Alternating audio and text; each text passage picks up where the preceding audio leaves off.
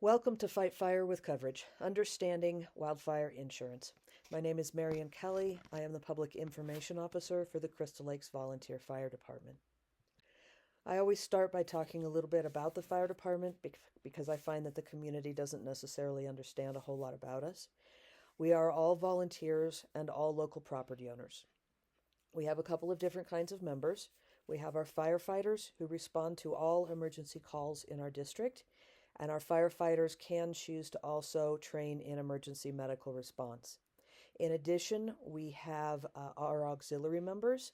They handle logistics and things like maintaining trucks and our building, or doing community outreach, classes, and fundraising and community events and so forth. They are members who do not respond to emergency calls. Our district pretty much maps directly over the Crystal Lake subdivision. We have, therefore, a district that covers approximately 5,000 acres and 65 miles of road. We're split up into about 1,600 lots, and it's about half built out. There are about 900 structures. We also respond immediately outside our district to the national forests surrounding us. If something gets started out there, we will be the first to be able to get to it, and we will respond and deal with the emergency until the Forest Service personnel or Larimer County emergency personnel can arrive. They will usually at that point take over whatever the incident is, but they usually keep us on as manpower. We also have mutual aid agreements with pretty much every fire department up and down the mountain.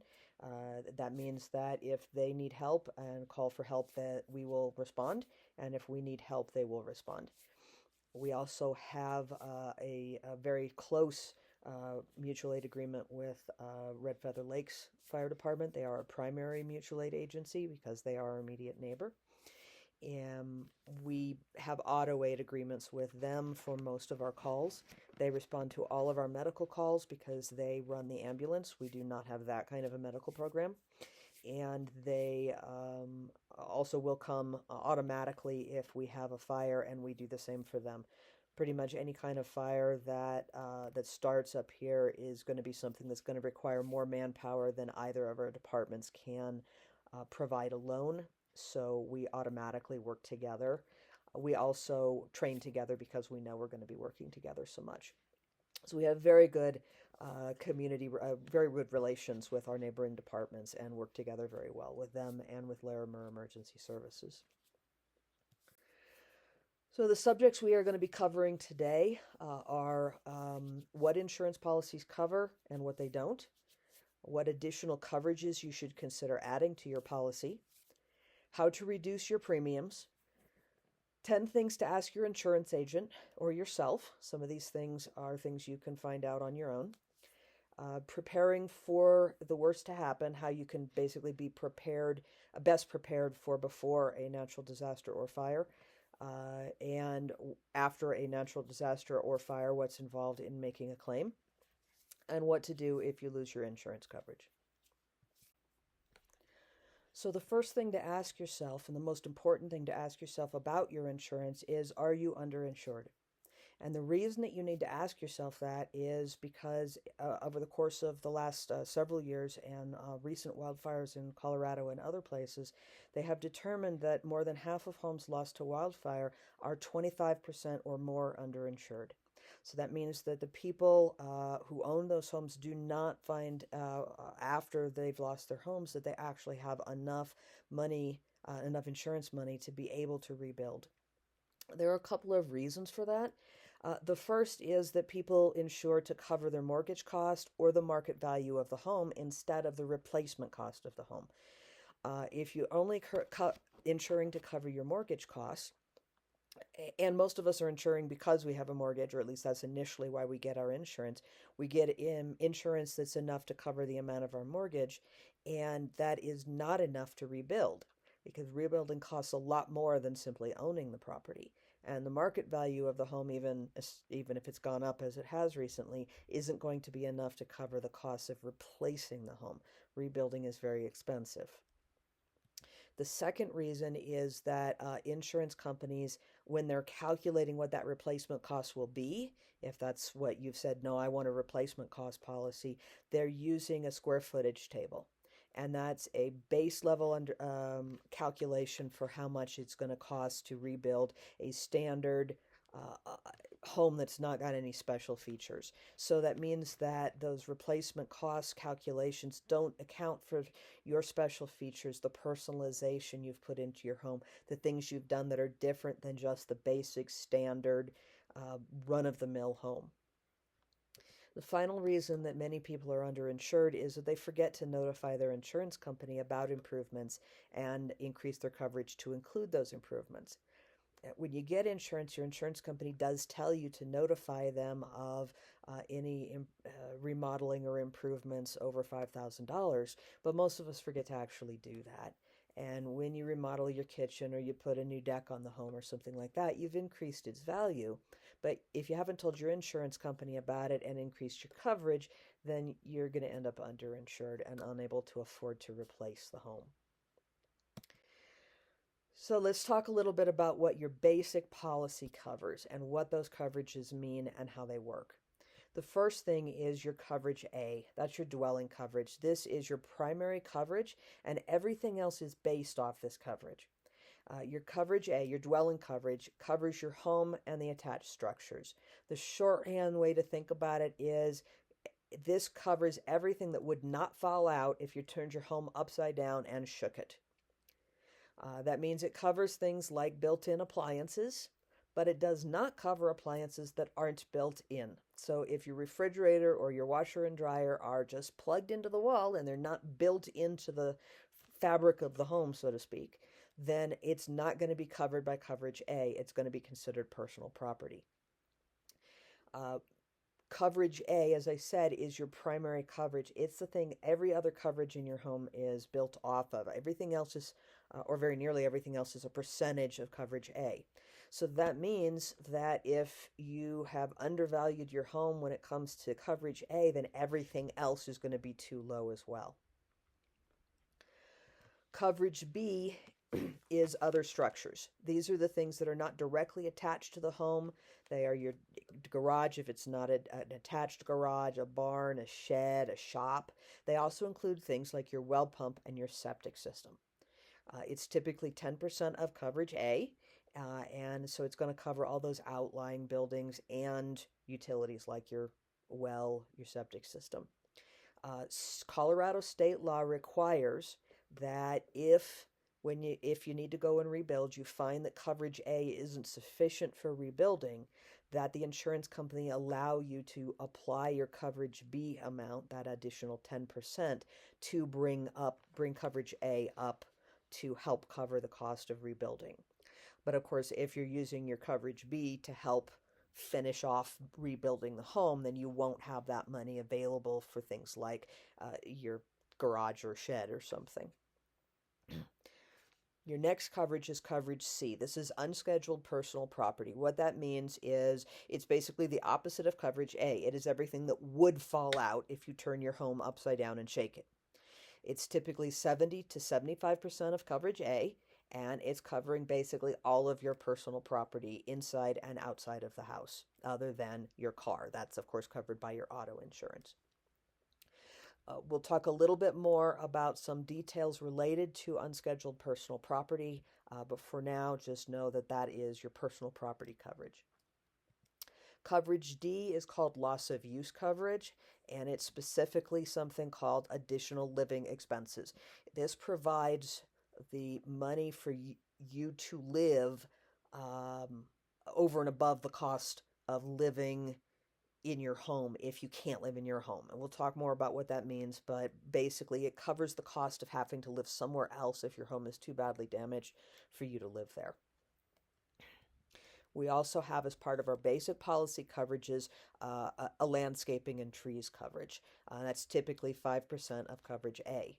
Now, your landscaping and trees coverage, we don't up here typically actually have landscaping per se, but we do have the trees surrounding us. Chances are reasonably good if we lose those in a wildfire, we're not necessarily going to go out and replant. but we do still have this insurance coverage of 5% of coverage A that we can claim for those lost trees and other lost landscaping. It is um,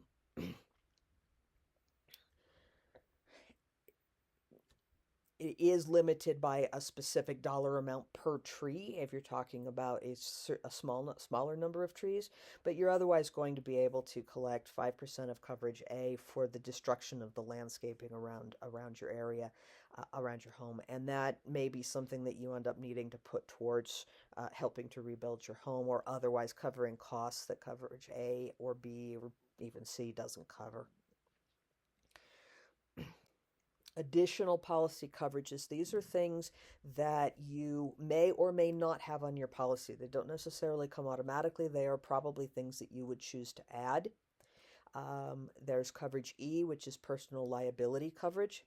This covers the cost if a third party sues you or files a claim against you for bodily injury or damage due to negligence. So basically it covers you if somebody else is injured or their belongings are harmed in something related to your property. Um, Coverage F is medical payments for a third party if they are injured by or on your property. So both E and F are effectively covering other people, or rather covering you if other people sue you because of something that happens to them on your property. These both definitely need to be added to most policies if you choose to add them to your policy. Then we have scheduled personal property. This is coverage C was unscheduled personal property. This one's scheduled personal property. Basically, coverage C, certain items have set dollar limits. Things like artwork, computers, firearms, jewelry, tools, electronics of certain sorts like e-bikes. Your insurance policy will put a set dollar limit on how much you can claim towards loss or destruction of those items, no matter how much you have overall for coverage C. So you may not have hit your coverage C limit and still have more jewelry or something you haven't claimed for, but you cannot claim more because you have a set dollar limit for jewelry in your policy. Now, most of the time, in the case of a total loss, most of those set dollar limits do not apply. So if the whole house burns down and you have tools that exceed the set dollar limit of your insurance company, you would be able to claim the total cost of your loss in tools up to the total amount of your coverage C. But if, for example, just the garage burnt down, so it's not a total loss of the house, then that dollar limit for tools would apply, and you could only claim up to what that dollar limit was. Or if someone broke in and stole all your tools or all your jewelry or something like that. So that sort of thing gives you a good reason that you may want to add a rider to fully cover that sort of personal property. If you have a significant collection of one of these things, of artwork or jewelry or tools or firearms, you want to look at what your insurance will cover and make sure that that's actually going to cover the value of what you have. And if it doesn't, you want to get a rider to fully cover that. As an additional point, if you have riders for these items, that effectively increases your personal property coverage, because you'll claim the value of your belongings under coverage C for your other belongings up to that limit, and then you'll still have that rider limit that would add on to it. Additional policy coverages that do not necessarily come automatic in policies, but that you want to make sure you have, are extended replacement cost coverage. This, I believe in Colorado, they are required to give you a certain amount of it. It's typically 10 to 30% of coverage A. How much you have is a function of what kind of policy you have with which insurance company. And what extended replacement cost coverage does is it provides for additional coverage if it costs more than you have under your coverage A to rebuild. So it's basically it adds this additional buffer to how much you have to rebuild. And it's the intent of it is to help with these miscalculations where you didn't have enough coverage for rebuilding. So if, for example, your house was covered to $500,000 under coverage A, your dwelling coverage, and you have extended replacement cost coverage of 10%, then that means if the house is a total loss, you can go up to $550,000 in replacing it. There's also another coverage you want to make sure that you have, make sure it's added if you don't already have it on your policy, is called ordinance and law coverage. It's typically 10% of coverage A, and what it does is it pays for the cost of complying with current building codes and for the cost of getting building permits. When we build, we're building at a certain time under certain building codes. Then over time, the building codes tend to change. They become more stringent. There's more things you're required to do as they discover that these things are really very a good idea to help protect the home. And usually as the building code changes, it becomes more expensive to build.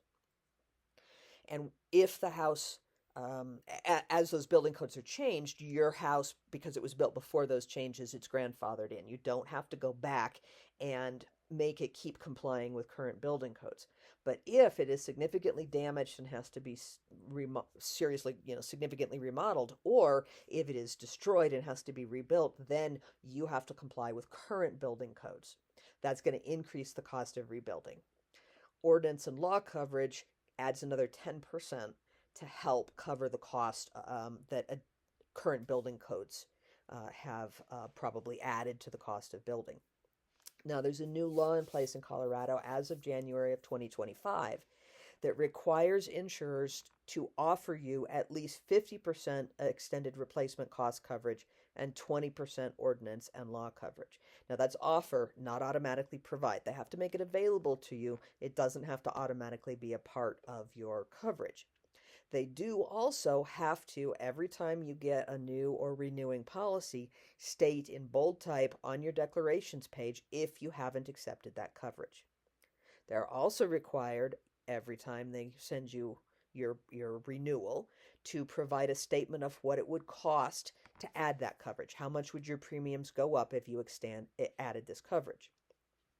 So every year when you get your insurance renewal, you are going to be told whether or not you have extended replacement cost coverage and ordinance and law coverage and what it would cost to get it. The reason that the lawmakers put this in place is because of the problems they were seeing with people being able to rebuild after losing everything in a wildfire, specifically recently in wildfires. And so it's become necessary, they felt, to make sure that insurance companies are clear with you about whether you have this kind of coverage and whether or not you can get it, how much it's going to cost to get it. So check your statements every year when you get your renewals and your new declarations page. Find out if you've got that coverage and how much it would cost to add it. And if it's not going to cost more than you can afford, seriously consider adding that additional coverages. Not just making sure you have these coverages, but making sure you have them at a higher level. The other reason that other thing that the law that went into place at the beginning of this year requires your insurance company do is provide you with an estimate of the cost to rebuild the structure. Now, they're required to provide that every year unless your coverage limits were increased within the last 2 years, or unless your policy includes inflation protection coverage and gives you the right to recalculate reconstruction estimate at least every other year. So basically, they either have to tell you how much they think it's going to cost to rebuild it now, or you have to have a policy where you're allowed to request that information anytime you like, or at least every other year, rather. Another kind of coverage that is a really good idea to make sure you have is debris removal and cleanup coverage. It's usually 5 to 10% of coverage A, and what it does is it pays for the cleanup and disposal of what's left after a home is destroyed. It's never just completely wiped off the map. There's always going to be something left, and unfortunately, it's probably going to be very costly to remove. Wildfires don't just leave ash, and even if they did, the ash has to be dealt with. They leave effectively stuff that can be considered toxic waste, depending on the laws in place at the time and the state and county regulations. So it can cost a lot to clean up the site. And even if you choose not to rebuild, you may be required by state and county regulations to clean up the site. So you want to make sure you have this kind of coverage. Also, just as an aside, if your home was built before the mid-1980s and if you can document that no asbestos was used in building the home, collect that information and save it someplace now, not in the home, someplace where it will be safe if the home burns down, so that if you have to at some point prove that the house was not built with asbestos, you are able to do that and save yourself some cleanup costs, because if it's considered to be potentially toxic waste, and it's going to cost a lot more to remove the debris. Some additional terms and provisions that you need to understand. The most important one to understand about any insurance policy is the difference between replacement cost and actual cash value. Now, this applies to both dwelling coverage and personal property coverage. It doesn't matter whether we're talking about rebuilding the home or we're talking about your own personal property. Replacement cost is the actual cost to replace that item at today's prices. I need to go out right now and either build that thing now or I need to buy that thing now. What's it going to cost me? Actual cash value is what the item would sell for on the open market at the time of loss. It is the depreciated value. It is basically what that item, however old it is worth now, not what it would cost to replace it. If your policy doesn't explicitly say that it's replacement cost, then it's actual cash value. It's really, really important to know which you have, because obviously there's a huge difference in how much you can claim between replacement cost and actual cash value. Most policies from most modern insurance companies are going to be replacement cost. But if it doesn't say it is, then it's actual cash value. The other thing to know is that even with a replacement cost policy, if you're putting in a claim, you're going to be paid actual cash value at first. Only after you replace the item and provide the receipt to the insurance company will you be paid the remainder, the rest up to the actual cash value. So for an example, let's say you bought an entertainment system a couple of years ago and you paid $1,000 for it at the time. And now it's lost in a wildfire, or somebody stole it, whatever happened to it. When you go out and check on it now, today that same 2-year-old entertainment system is worth $400. That's as much as you can sell it for. The technology's moved on. It's only worth $400. That means the actual cash value for that entertainment system is $400, and that's what your insurance company is going to pay you.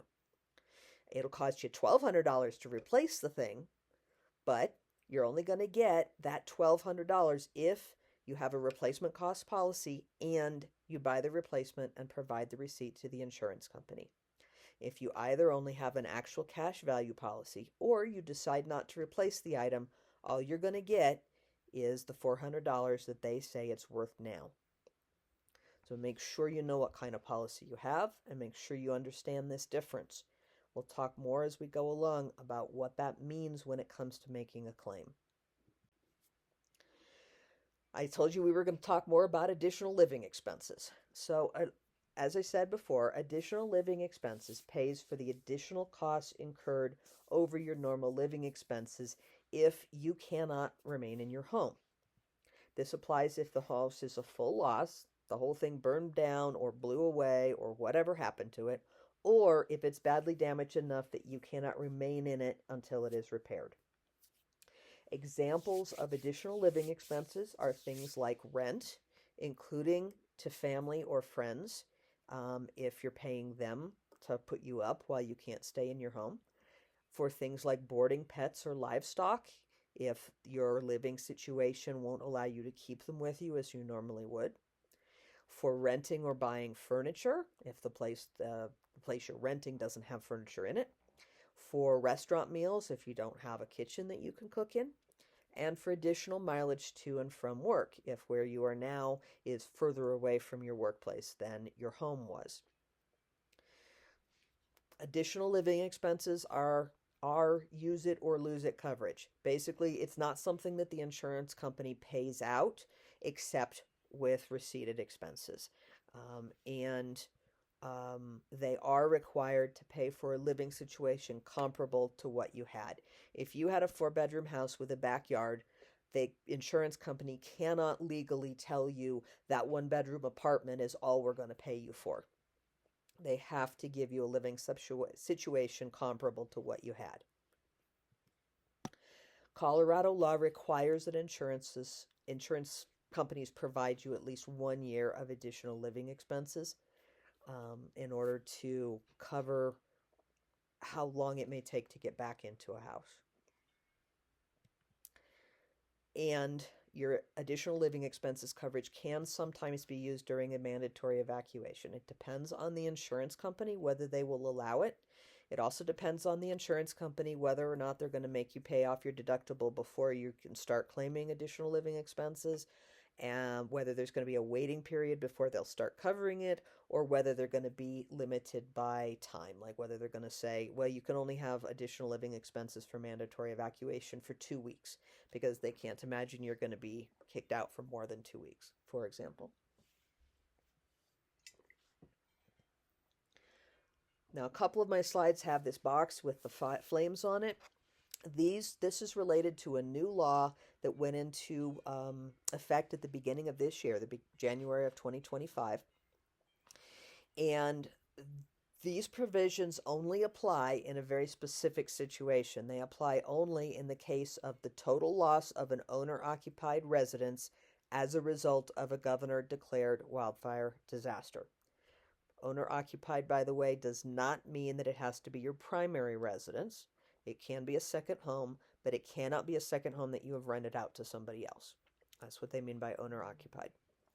So this law was put into place following things like the Cameron Peak Fire and the Marshall Fire, where it took an extended period of time for people to have the ability to rebuild and to move in, and they were all fighting effectively for the same resources. These big wildfire disasters caused such trouble that lawmakers put in some additional provisions that they are requiring insurance companies to follow through on in these specific circumstances. So just remember that these apply in the case of the total loss of an owner-occupied residence as a result of a governor-declared wildfire disaster.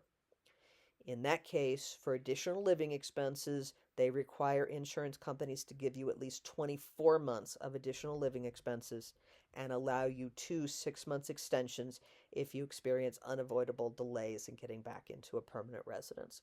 So it significantly increases how long you have that the insurance company is required to pay for your additional living expenses. And this is a direct result of them seeing how long it could take people to get back into homes. Some coverages to consider getting. These were recommended by the Colorado Department of Regulatory Agencies. They recommend extending your extended replacement cost coverage, increasing that to 50% of your dwelling coverage. They recommend increasing your ordinance and law coverage to 20% of your dwelling coverage. These are the levels that they require insurance companies to offer.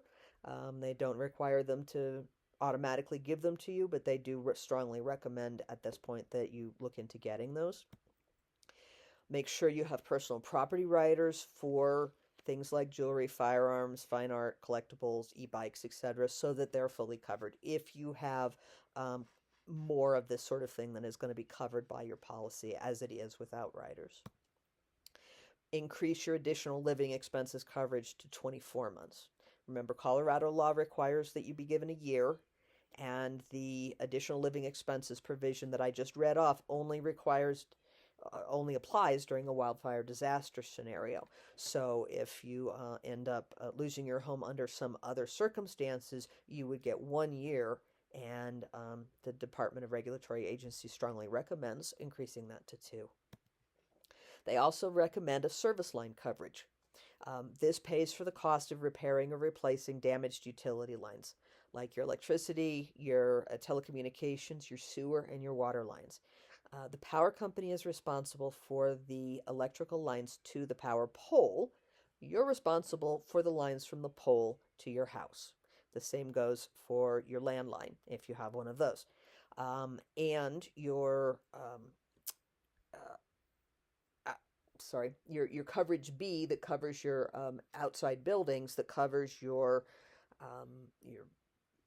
well pump and your septic system, doesn't cover the lines between those systems in your house. So service line coverage would cover the cost of repairing those kinds of utility lines. So I've just told you to add a whole bunch of coverage, and that's going to raise your premium over and above what it's already probably been raised recently. So obviously, it would be helpful to be able to reduce the premium. So these are some suggestions of things that can help reduce the premium. And it depends on the situation and the insurance company. So the first thing that you can do that reduces your premium is increasing your deductible. A higher deductible can save 25% or more annually on your premium costs. Some insurance companies only go so far as so high on their deductible, and you might want, if that's still not getting your premium down, to talk to them about whether or not you can make your deductible a percentage of your claim or of your loss. An example of this from a property owner in Glacier View Meadows who lost his garage in the High Park fire, and it was talking to me about what he did with his insurance. His insurance rate, of course, went way up once he had to claim for the garage. His premiums went up. And what he did is he arranged to make his deductible 1% of his loss. Since his house was insured to $700,000, that meant if the property was a total loss, he'd have had to pay $7,000 deductible out of pocket before he could start claiming. Some insurance companies have already switched their model to a percentage. Others have not. And even if they've switched to a percentage, if you can afford that out of pocket, it might be worthwhile to talk to them about a 1% or a 2% deductible, because that might help you reduce your annual costs, your ongoing insurance costs for your premiums. The next thing is don't file small claims. We all kind of know this. If you file a claim, your insurance is going to go up. What we mostly don't all know is that all claims go into a national database that all insurance companies use to assess how much of a risk you are. So that means not only would your insurance with this company go up, your premium costs for all insurance companies will go up if you've made some claim. So as much as it kind of hurts to be paying for insurance you don't use, you're better off if you can afford to pay for that repair, pay for it rather than using your insurance. Think of your insurance as catastrophic insurance rather than something that you're going to use regularly. Bundling coverage can also reduce your premiums. We all kind of know this. We see this on ads all the time. Some companies will offer 5 to 15% off for bundling your home, auto, and life policies. So it's worth checking whether or not your insurance company does that for you. You might save life on all of those policies. Also, ask about discounts.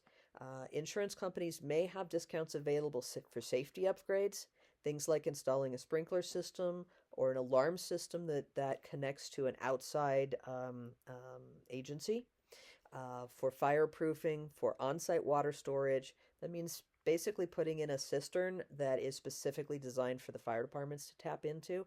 That would not be your cistern for your water system. Those have to be separate things.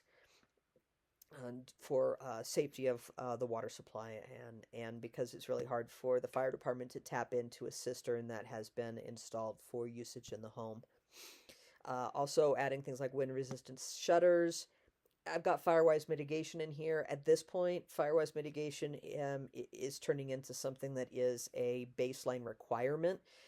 You're less likely to get a discount for having it and more likely to get canceled for not having it. So just to be aware of. Some safety upgrades that I don't have listed, they may include things that are non-fire related safety upgrades that the insurance company still thinks are very necessary. The other thing that you might be able to have a discount for are things like demographics and location. Being a longtime policyholder, being over 55 or a retiree, your house being within 5 miles of the fire station, and so forth. You can't know about these discounts if you don't ask about them.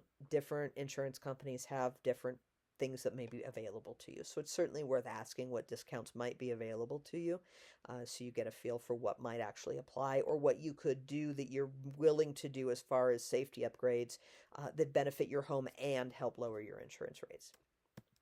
The final thing is comparison shop. That's becoming less possible as more insurance companies try to reduce their risk in the market and move out of areas like ours, but it still may be worthwhile checking around to see whether or not there are other options.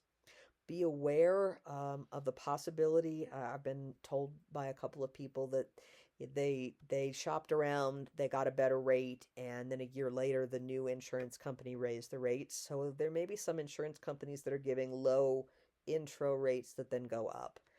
So do your due diligence and make sure that what you have is something that isn't just some kind of intro rate before you switch.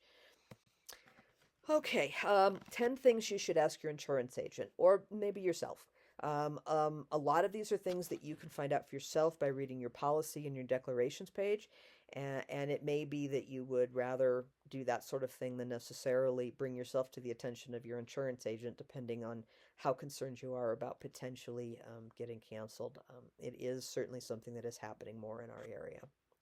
So 10 questions to ask yourself or your agent. How much is your house insured for? If it was destroyed today, would that be enough to rebuild? Check on things like rebuilding costs. There are online calculators for costs of building in an area, that sort of thing. Or talk to contractors and find out. See if you really have enough. Does your policy cover replacement value for your home and personal property? Or do you just have an actual cash value policy? You may not be able to change that. If you do change that, that might increase your premiums quite significantly. In fact, I'm guessing it probably definitely would. But at least know what you have so you know what to expect if you ever have to make a claim. Does your policy cover additional living expenses? If so, for how long or how much if it's a set dollar limit? It shouldn't be a set dollar amount in Colorado because it should apply for a year. What does your policy cover if you're evacuated, and do you need to pay the deductible to get it? So that's your second part of your additional living expenses. Do you have extended replacement coverage? How much? And does it apply to anything other than the dwelling? How much coverage do you have for your detached garage, your shop, shed, or other outbuildings? That's your coverage B. How much coverage do you have for that? Is it enough for what you have? And how much for landscaping? It's good to know. You're probably not going to use it separately, but it's an addition that you would be getting or would be able to claim and don't want to miss that you can claim if the area burns. Does your policy cover the increased costs of upgrades dictated by changes in building codes? Basically, do you have ordinance and law coverage? If so, how much? Does your policy cover debris removal? How much is included? How much premium expense would you save if you increased your deductible? And are there any available discounts you can qualify for, or anything else you can do to decrease your premium? Pretty much all of these things you can get from your own policy by reading your policy, other than these last two. Those you would definitely need to talk to an agent to get your answers on. So before the fire, preparation. I'm using fire as a shorthand. I mean a fire, a natural disaster, an alien invasion, whatever it is that takes your home out and might destroy your home and make it necessary for you to file a claim.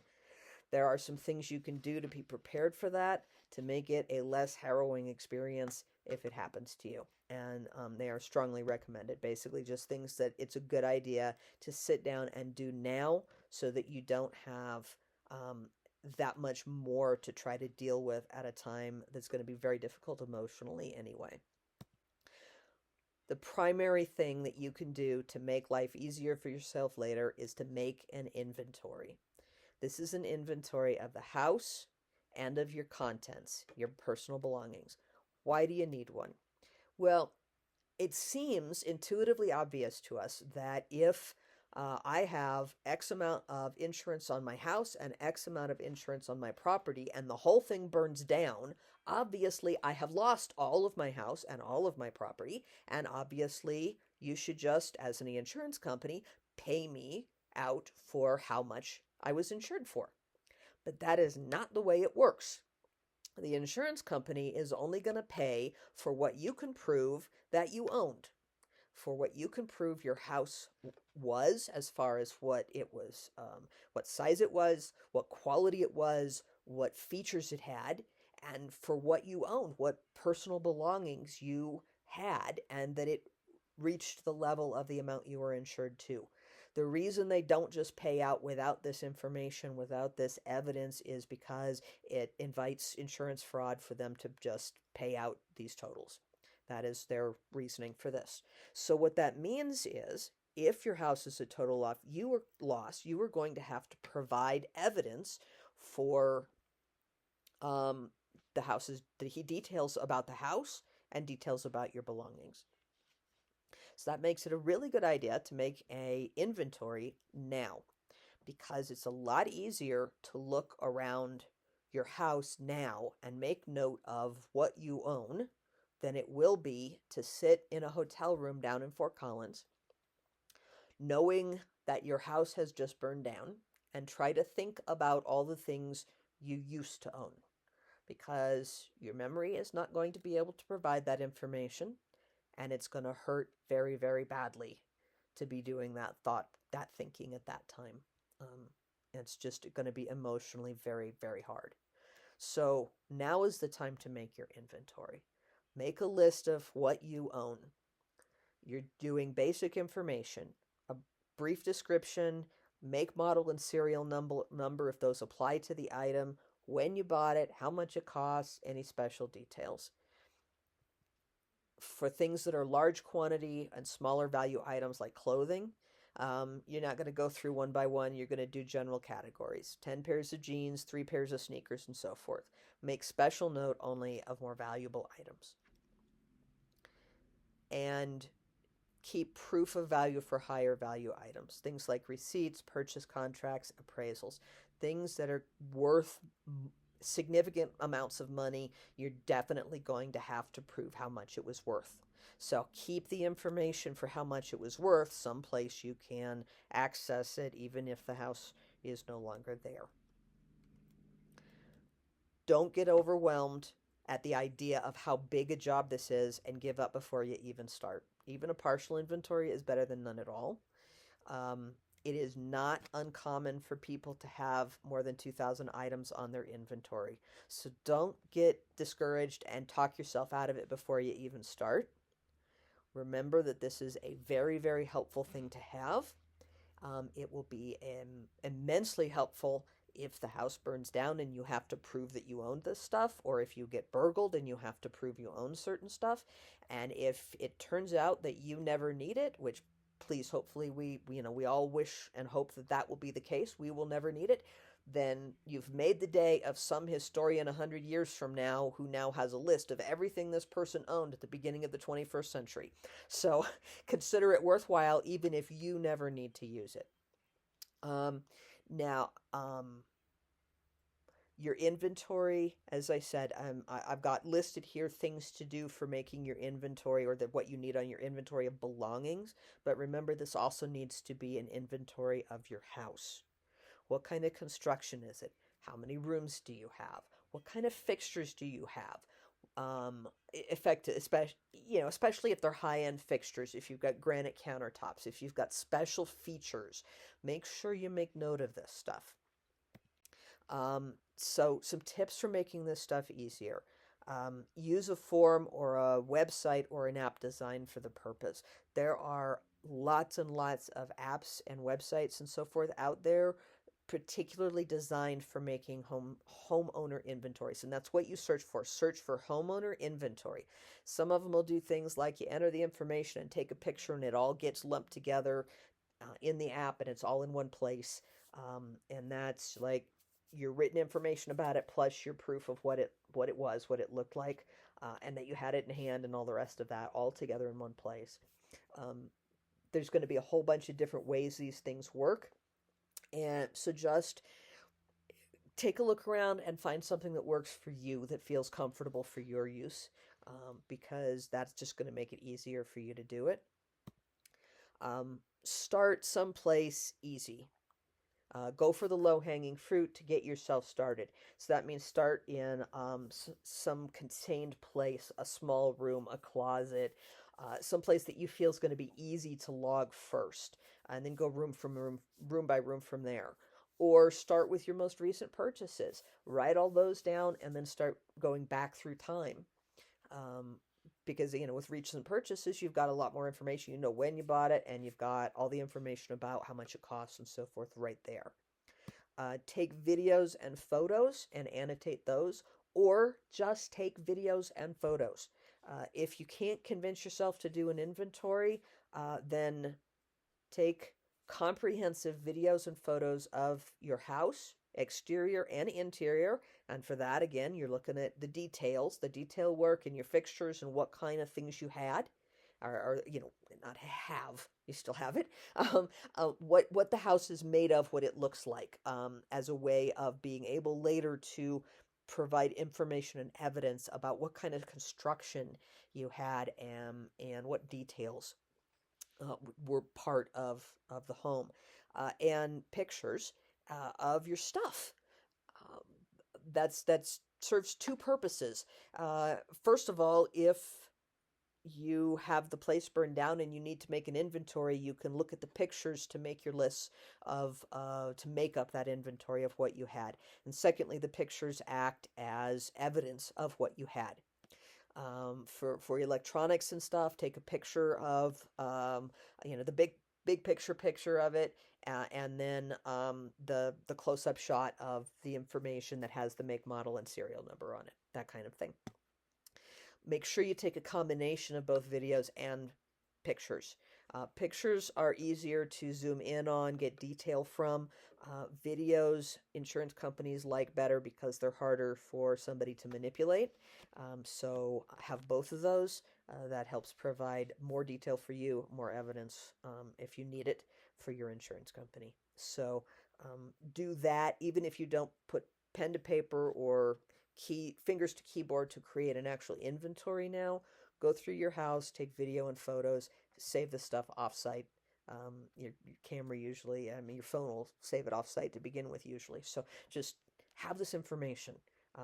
Do that much at least, even if you don't do anything else.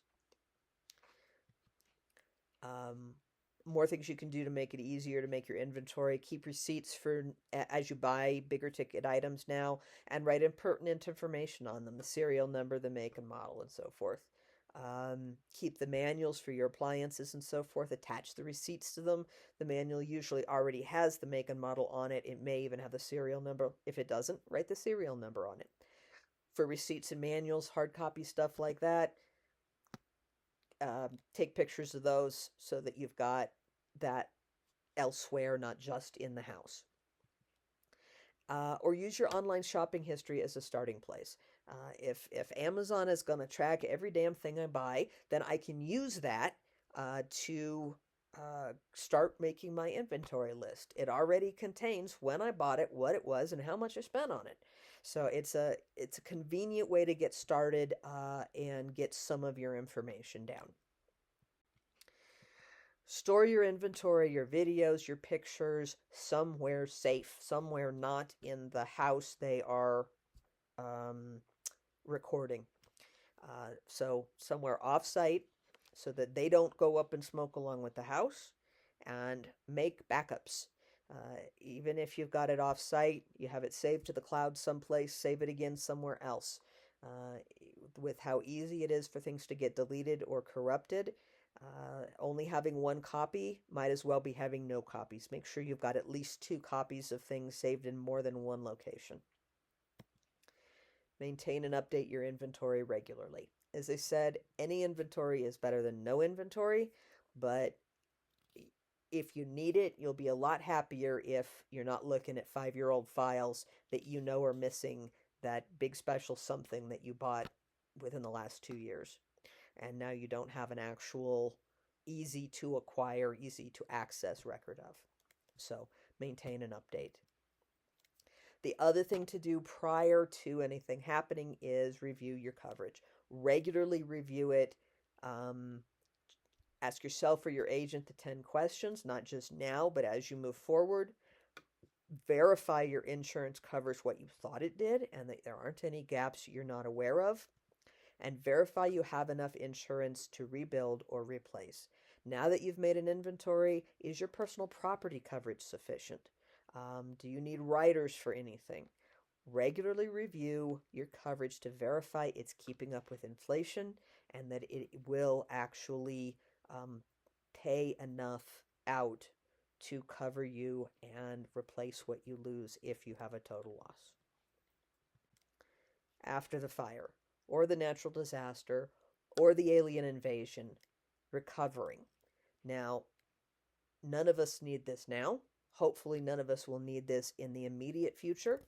I realize by the time you do need it, if you ever need it, it may be out of your memory. But I'm hoping if I talk a little bit about it now, you get a little information now, it'll be something that's niggling away in your brain and you go, I think I remember something about this. Some of this stuff is not totally unfamiliar to me and I have an idea what to do about it. So I am going to talk about making a claim and what happens after the fire, after you lose the house, and what happens next. So the first thing is the timeline for repairing or rebuilding. You typically have 2 years from the date of loss to complete your repairs or your replacement, and 30 days after you complete it to submit receipts.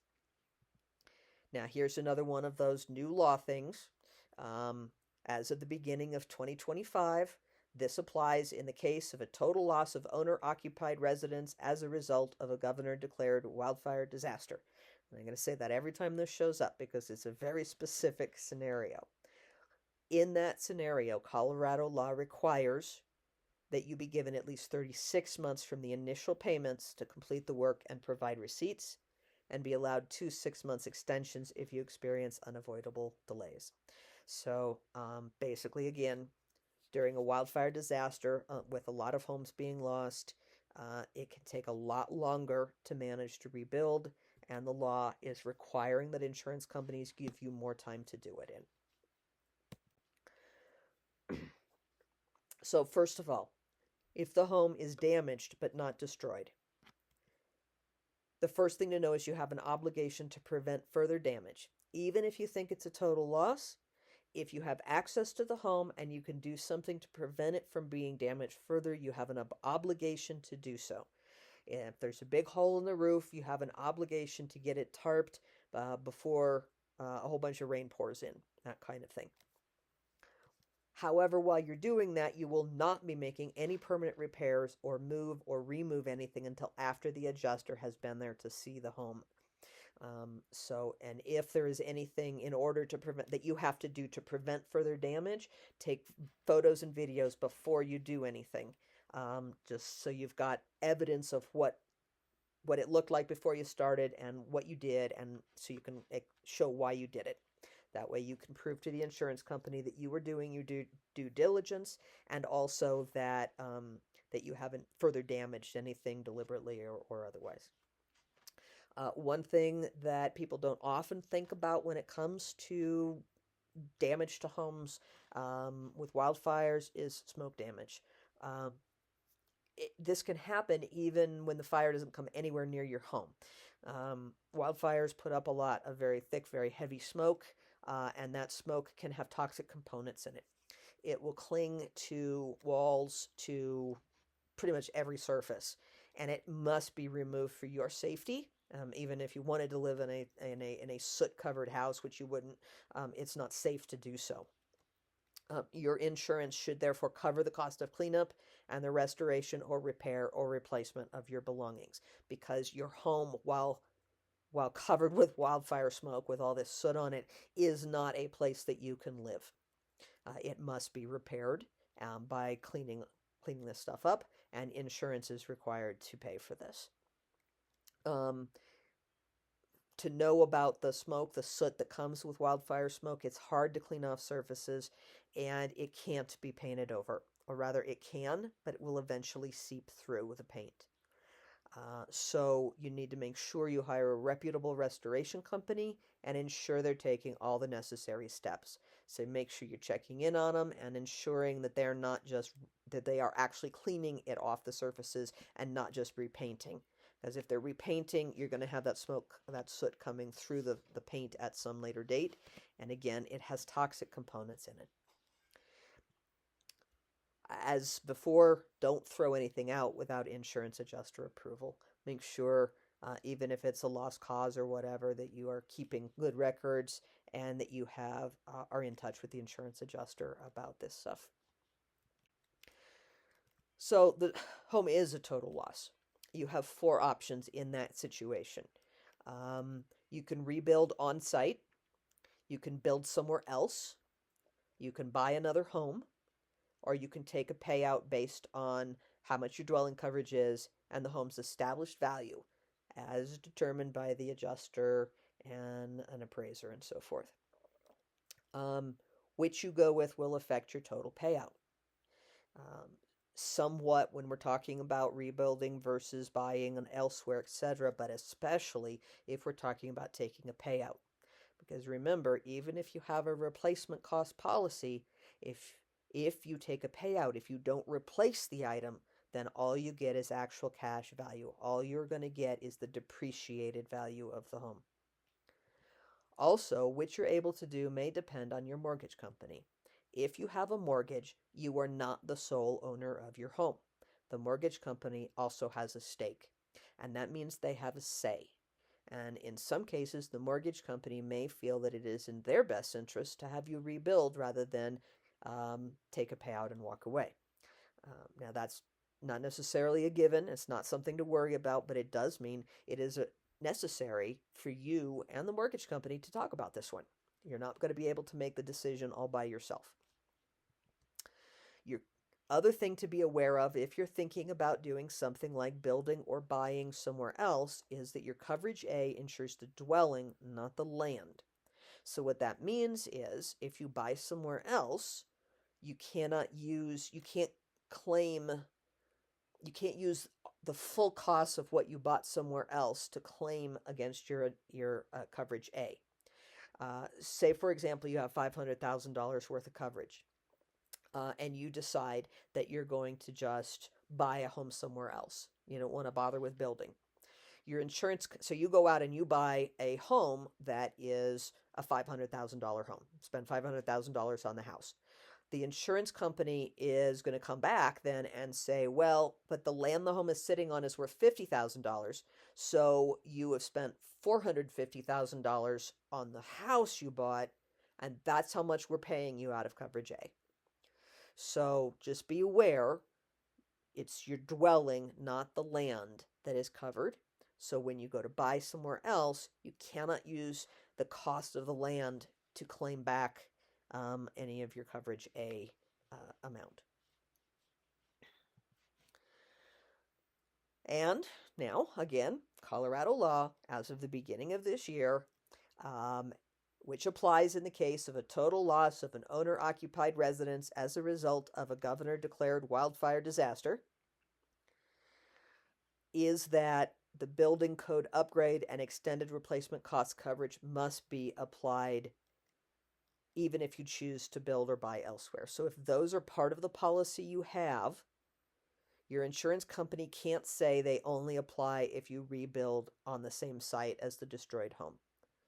So you can add in the extended replacement cost coverage, you can add in the ordinance and law coverage to what you build or buy elsewhere.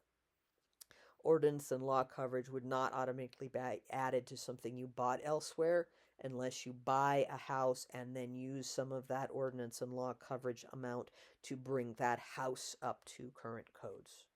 Because otherwise you're not changing what the code is on the house, you're just buying an existing house.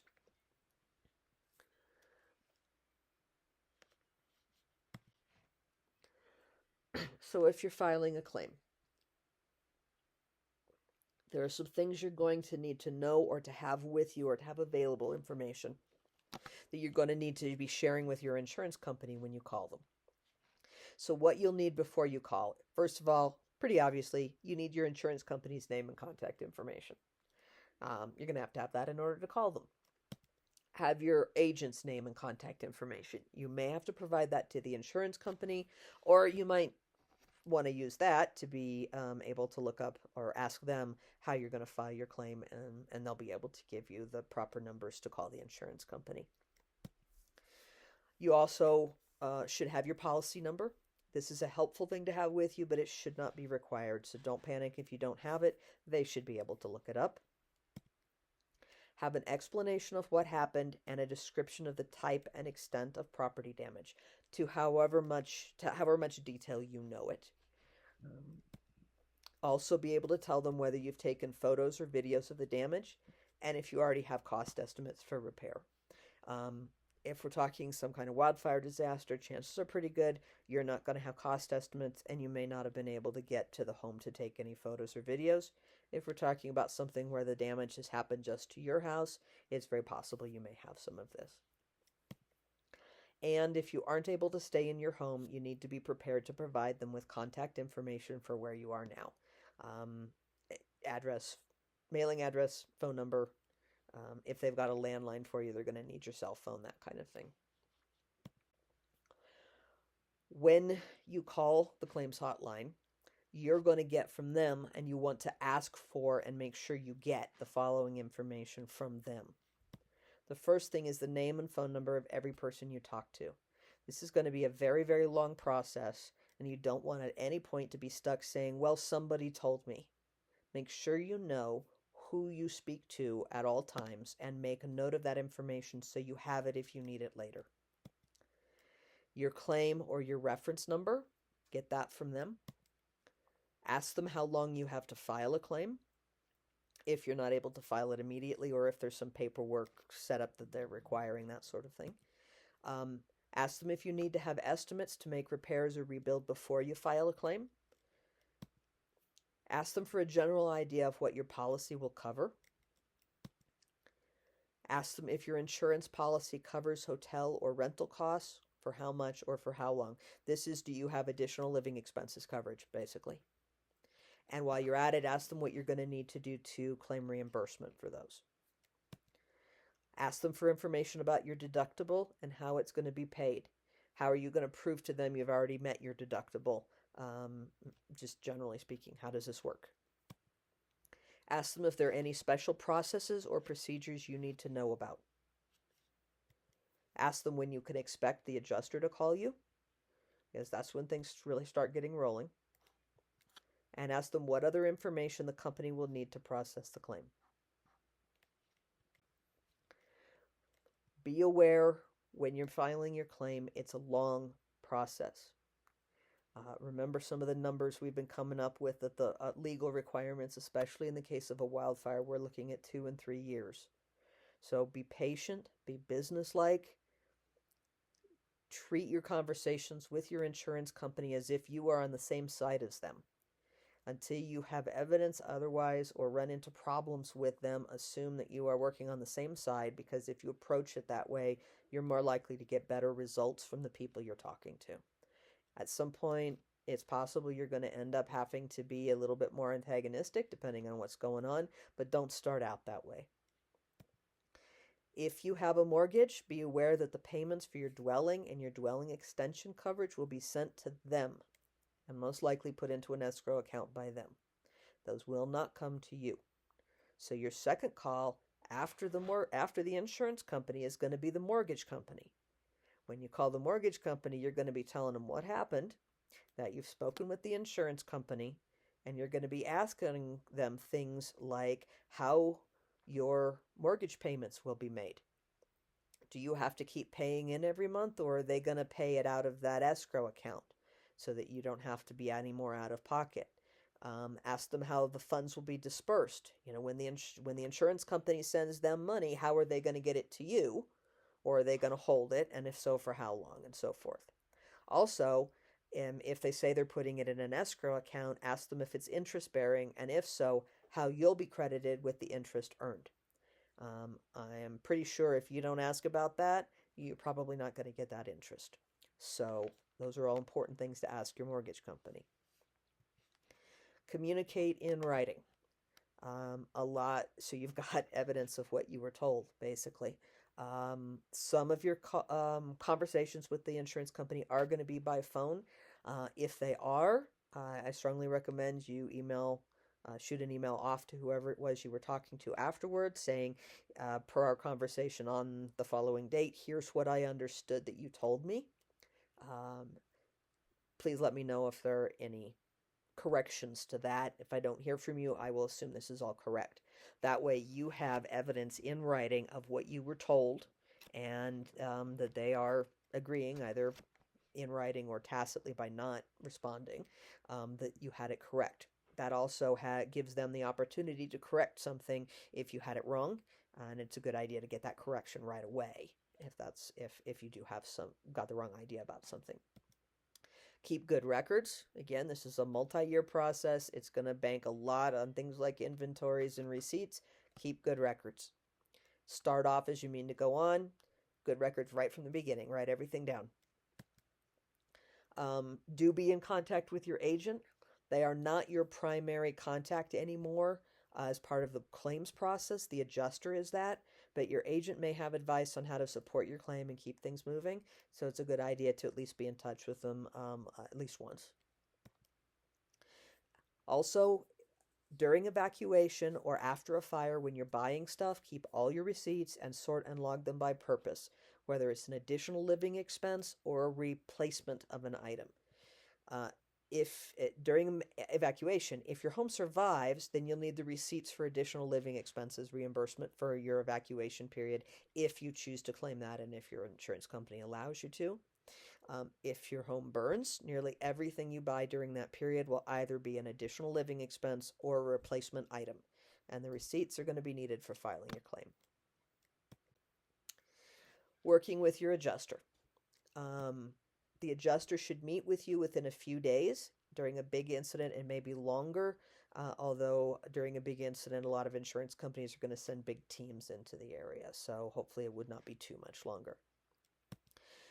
You will get a formal letter from the insurance company detailing your coverage under every schedule in your policy and establishing timelines. Take that letter, go through it, make a list of questions for the adjuster, and then when you meet with them, verify you understand what reimbursement is available under each schedule and what you need to do to collect it. Now, it is possible under a big event, lots of adjusters being sent into the area, you may run into one. Your adjuster may not be someone who already fully understands your policy. If so, then what you need to do is find out from them who you need to talk to and ask those questions of that person. Also, ask the adjuster to explain the process step by step and give you a rough timetable, and ask them for any advice or tips. They work with this insurance company all the time. They know the ins and outs. And again, treat it as a friendly, we're in this together relationship until or unless you have reason not to. Ask them for their help and their advice. You're going to visit the property with the adjuster to document the loss, and during that time, you're going to ask and answer questions. The adjuster possibly may have access to evacuation areas before full evacuation is lifted, so it's possible you're not going to be able to get in to see the property except with the adjuster. But if you're able to visit the property beforehand, make sure you don't clean up or throw anything away, and anything or everything that you document everything basically with timestamp photos and videos, and especially if you remove anything from the site, something that you found that you want to make sure is safe and doesn't get further damaged out in the elements or something, document that with photos or videos. Maximizing your claim. Depreciation has a huge influence on what you're going to be able to claim. As I mentioned, with an actual cash value policy, the only thing you're going to get is the depreciated value, whether we're talking about personal property or the home. As an example, with an actual cash value policy, if your roof is 10 years old and it's guaranteed for 20 years, then it's worth half what it was when it was installed. And even if you have a replacement value policy, you're only going to get that half until or unless you replace it. So to maximize how much you get up front or at all, you're going to need to ensure you're giving the insurance company full information about what the dwelling and your possessions were worth. You're going to be having to collect evidence proving the worth of what you've lost, proving information about the structure and its upgrades, proving things about your personal property. So what does that mean? I'm back to talking about inventory. If you made one before the fire, then celebrate. You did wonderfully and you have made your life a lot easier at this point. Whether or not you made one, you're going to need to be prepared to put in a claim for your contents coverage right away. Talk to the insurance company about how to do that. If at all possible, put in a claim to the extent that they will allow you to do it right off the bat. If we're talking about the total loss of an owner-occupied residence as the result of a governor-declared wildfire disaster, that new law that went into effect at the beginning of this year, then the insurance company is required to offer you a minimum of 65% of your contents coverage limit without an inventory. So they are not allowed to say inventory first in this circumstance. They have to give you at least 65% of the amount of the coverage you have for your personal property, your Schedule C coverage. And then they have to give you 365 days from either the end of additional living expenses or the receipt of your first payment towards actual cash value, whichever is longer, to submit receipts.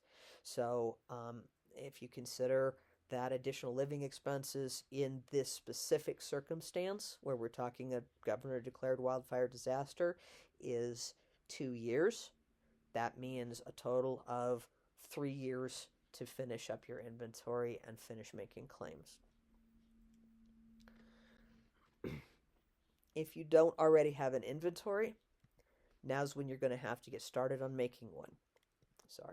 You're going to be providing the description, year acquired, or the age of the item, a replacement cost if you have replacement cost coverage, or the value when you bought it if it's an item that depreciates, or the value at the time of loss if it's an item that appreciates, if it's a collectible or something that gets more valuable over time. If your insurance company doesn't provide inventory forms or templates, then show your adjuster a couple of pages of what you've got for your inventory before you go any further to make sure that you're providing all the information they require. If you already made your inventory, same deal. This is the time to show the adjuster what you've got for an inventory and find out whether it's what the insurance company will accept that as is, or if you're going to have to do something to change or add to that information to satisfy the insurance company. If you know, looking at this, because this is a huge job, it can take hundreds of hours to make a full inventory with values and so forth.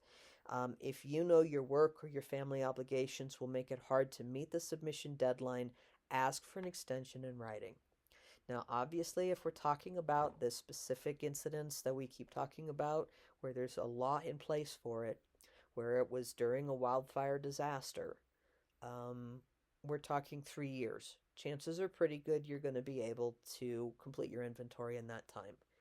If we're talking about an individual loss, where we're not meeting this wildfire disaster standard, then you may have a much more limited amount of time. You may only have a year or so, in which case you may need an extension. Recognize that early. Recognize it's a huge job that will take you a lot of time, and ask for that extension in advance. Some tips and tricks for making that inventory when you can no longer walk around your house and look at your stuff to figure out what to put in the inventory. The first thing is, before you put pen to paper or fingers to keyboard and write down anything for your inventory, collect your references.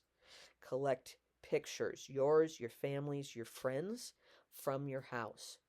Because they may have been taking a picture of the birthday boy, but in the process, they got what was behind them and the surroundings, and that can act as an aid to memory or proof of something.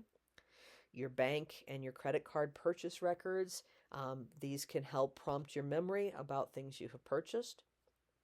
Your online order history, as I said, everybody and his brother online is tracking what we buy. Make use of that and go find all the places where you have an online order history and pull down that information. Also, retailers' records. Any brick and mortar store where you had to give your name, your address, or your phone number in order to buy the item or have it delivered or get your rewards points, most likely they've got some kind of record. Go to the store, talk to a manager, and tell them what's happened and what you need to do. Your home is burned down, you need to make an inventory, and you need a list of everything you bought in their store, and ask them for their help. Once you've made your list, you're going to start researching the value of items. Because the information you want to provide to the insurance company is going to include what this thing is worth now.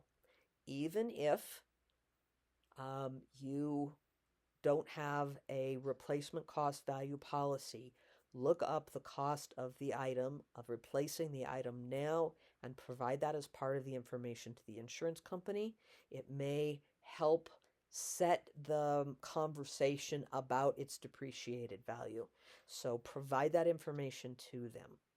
You're going to look up what things are worth by researching them, by looking them up online on online stores. That's internet sources. You can also walk around stores looking at the value, look up the prices right there in front of you on the shelf. Walking around stores can also be used to help make your list of items you owned, because as you go around a store, you can say, oh, I had one of those, and make a note of it and write down what it was and how much it costs.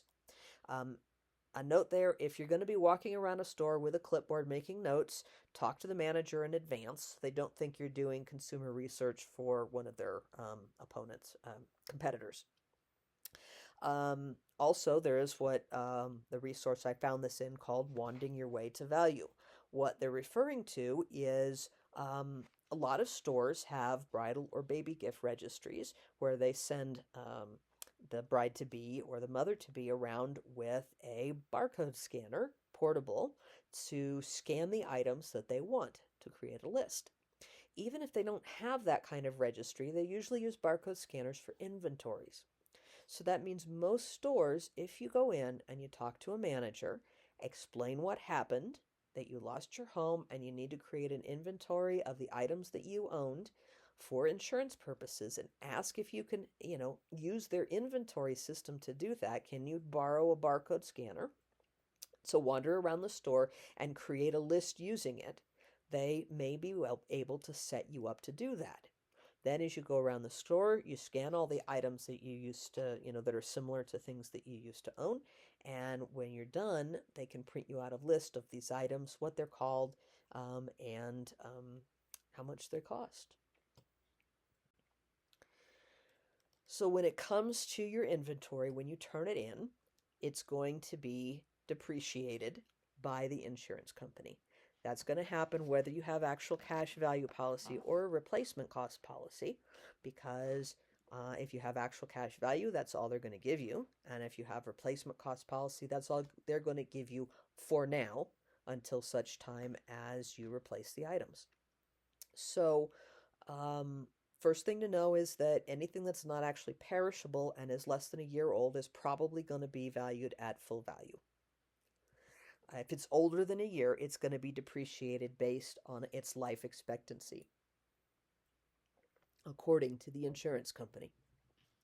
Generally speaking, electronics, technology, and soft goods, things like clothing, bedding, and linens, depreciate faster than hard goods, things like furniture or appliances. Generally speaking, you should expect that the items on your list are going to be depreciated. Just as a whole, your list is probably going to be depreciated by about 30%. So if you don't want to have to rebuy everything to receive your full coverage amount, if you have a replacement cost policy, but once you've written out this list, you look at it and you go, I don't actually want to rebuy all of this stuff. And I especially don't want to have to rebuy it all right now, and not get the value I want, or not be able to claim the full amount of my coverage until I've rebought all this stuff and jumped through the hoops and given them my receipts. Keep going on your list until you've gotten to at least 30% over the amount of your coverage. Now, please note, I am not saying pad your list. That's insurance fraud. What I'm saying is that over the years, most of us have managed to acquire more things than we probably have coverage for. So, as you are making your list, don't hit your coverage limit. When you're tallying up the value of everything you've put on your list, you hit your coverage limit. Don't stop, say, oh, thank God I'm done, and I'm just going to stop there because I hit my limit. There's no point in adding any more to it. Keep going until you either run out of things to add to it, or you've hit at least 30% over your limit, your coverage limit amount, because then when they depreciate it by most likely about 30%, you will probably manage to get a full payout without strings attached, because they will pay you what they consider to be actual cash value for what you've put on that list, which will be the total amount that you are covered for. So you can't claim any more anyway. And then you don't have to rebuy anything or provide any receipts to get any more money. There's no more money you can claim anyway. And that gives you the freedom to then purchase what you want from there on out. Also be aware that depreciation is subjective. Be prepared to make a case for items you disagree with the insurance company on. Yes, it is. No, it isn't going to actually work well for you. What you need to do is be aware of things like, for example, I only actually used that item twice over the 5 years I had it, so it really shouldn't be depreciated that much. It was unused effectively. Or gee, we marked this down as you marked it down as a regular kettle, but it's actually a copper kettle and it's an antique or a collector's item, and it should be appreciated rather than depreciated. It's increased in value since I got it. Things like that. There may be ways and places that you can disagree with the insurance company on stuff, but you're going to have to be prepared to provide good arguments for why. When you're looking at rebuilding, there are some things to be aware of as relates to fraud, because that happens a great deal, unfortunately, following disasters. If you're working with contractors you don't know, you haven't heard that they work in the area, find out where they're from. Some fraudsters travel from state to state following natural disasters. So if the contractors in question are actually from some other state, then that should raise some yellow flags. They may be perfectly legit, but they might not be. Ask for references and research contractors before signing anything. You should do this anytime you hire a contractor, regardless of the situation.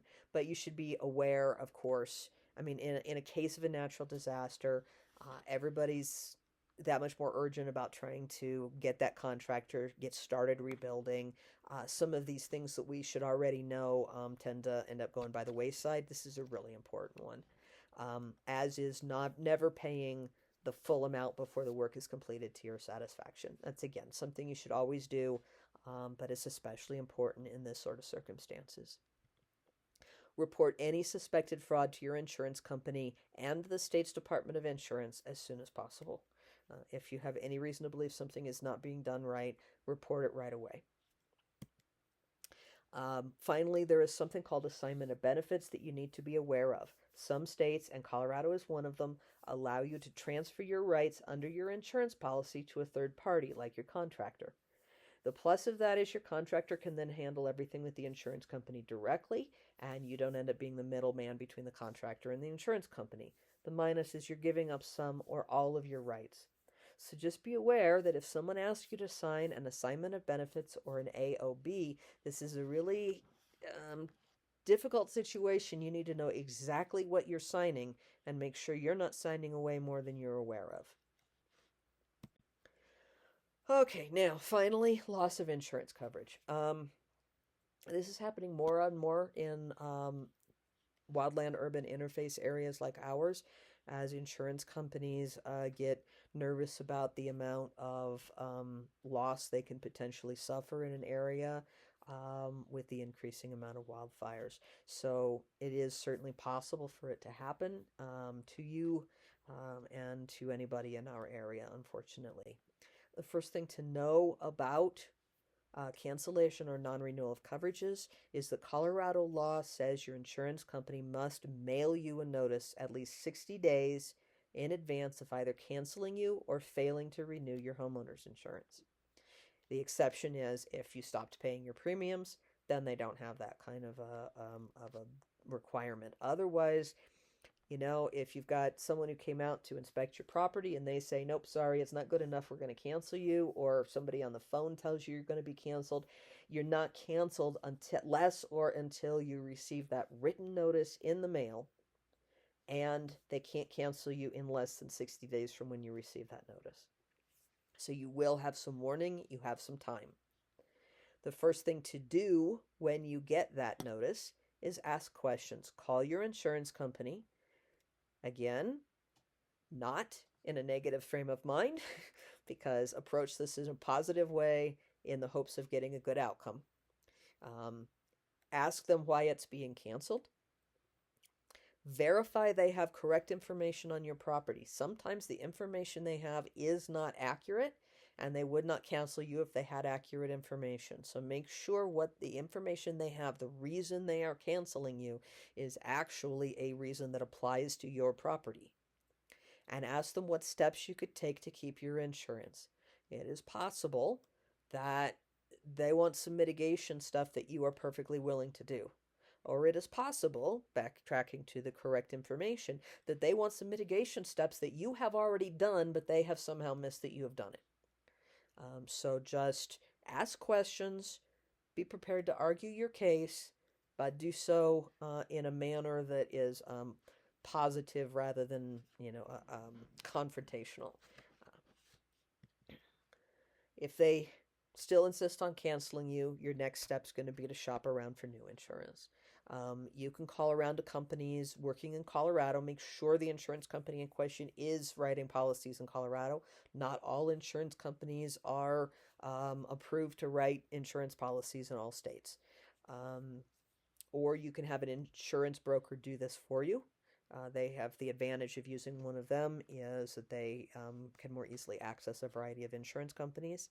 The other advantage is if you are unable to get insurance through a standard insurance company, an insurance broker may, you can ask them because they may not think to do this on their own. Hopefully they will. If they're a good insurance broker, they should. But check on surplus lines insurers. These are insurers who specialize in covering high-risk properties. That means that, unfortunately, the insurance coverage won't be cheap, but they offer better and more cost-effective coverage than FAIR plans. We will talk about FAIR plans in just a minute here. The final thing about insurance is about losing your insurance is if you have a mortgage, you need to be aware if you don't get insurance yourself, your mortgage company can. It's called force-placed or lender-placed insurance, and your mortgage company can go out and buy this insurance and charge you for it, and that insurance covers only them. It can cost twice what you would normally pay, and you're not even getting yourself covered. You're just basically ensuring that the mortgage company gets paid off. So if you lose your insurance and you have a mortgage, it is vital that you find insurance because the mortgage company's version of managing this is not going to be something you want to deal with. Now, Colorado FAIR Plan. This was established by law back in 2023, and it went into full effect this January. And it took them that long to get it all the ducks in a row and to get all the insurance stuff lined up. FAIR, by the way, stands for Fair Access to Insurance Requirements.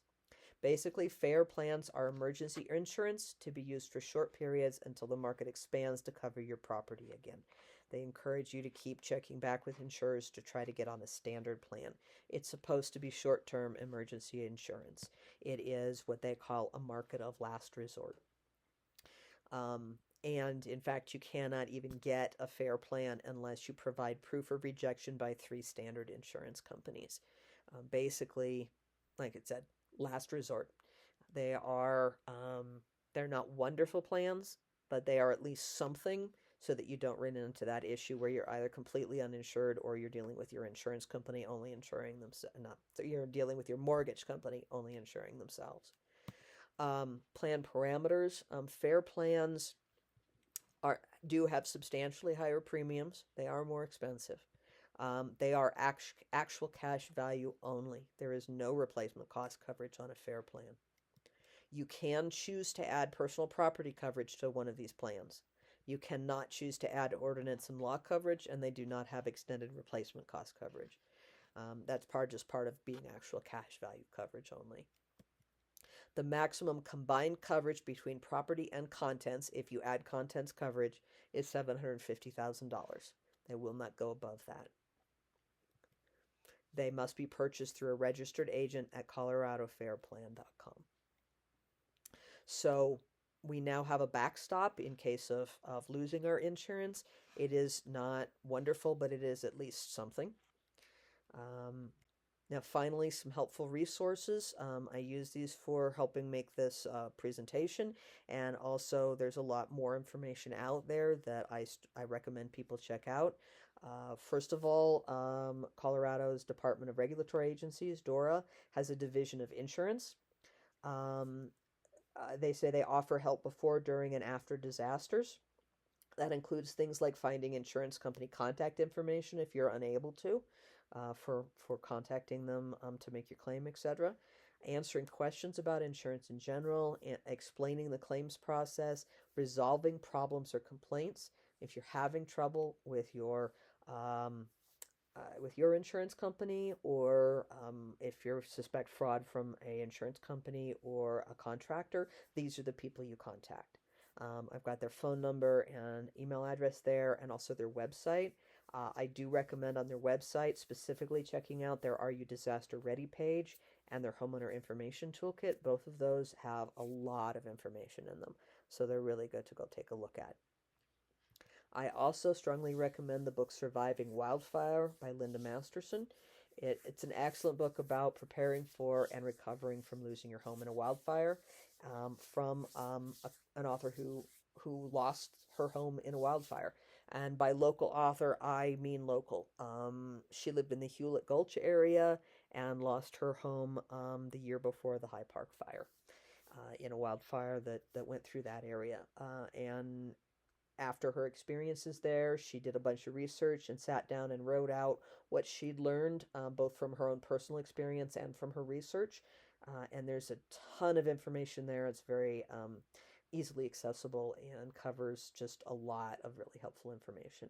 And no, neither I nor the fire department gets any cut if from sales of her book. I just recommend it as being a good resource. So that's what we have on wildfire insurance. Do go out and do some additional looking on your own and get started on that inventory. It could be very helpful for you later. And if you don't need it, maybe your grandchildren will be interested to see what you had on your inventory. Thank you for coming, and have a wonderful day.